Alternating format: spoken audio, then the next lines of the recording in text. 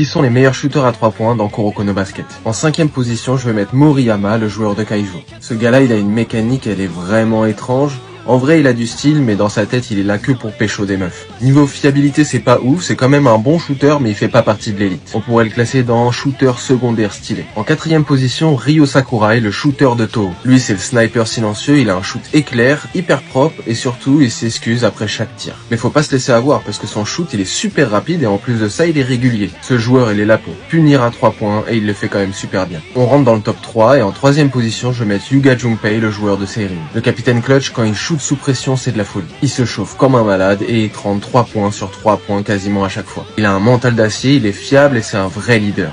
Et on voit bien qu'à la fin de la compétition, il arrive quand même à copier le shoot de Reo, donc il fait un shoot à 3 points plus la faute. Donc en plus de ça, il a une marge de progression. Et donc en 2ème position, je vais mettre Reo, le joueur de Rakuzan. Le mec, il a 3 types de tirs différents, le ciel, la terre et le vide. Les 3 sont incroyables et en plus de ça, il le choisit en fonction de la défense. C'est limite un scientifique de shoot et en plus de ça, il le fait avec élégance. Et en première place, sans surprise, on va mettre Shintaro Midorima, les gars. Là, y a aucun débat, le gars, il peut shooter de sa moitié de terrain sans jamais rater. Il a une routine parfaite, un shoot inratable et une précision chirurgicale. Il respecte le shoot comme un rituel sacré, bref, c'est vraiment le dieu du shoot à 3 points dans Kuroko no Basket. Et petit classement bonus, je vais mettre aussi le père de Rico, parce que c'est lui qui a appris le barrière jumper à Yuga, et je pense qu'avant, quand il était joueur pro, ça devait être incroyable à 3 points. Dis-moi en commentaire ce que tu penses du classement, si pour toi il est validé. En tout cas, n'hésite pas à t'abonner, on fait des vidéos manga et animés tous les jours.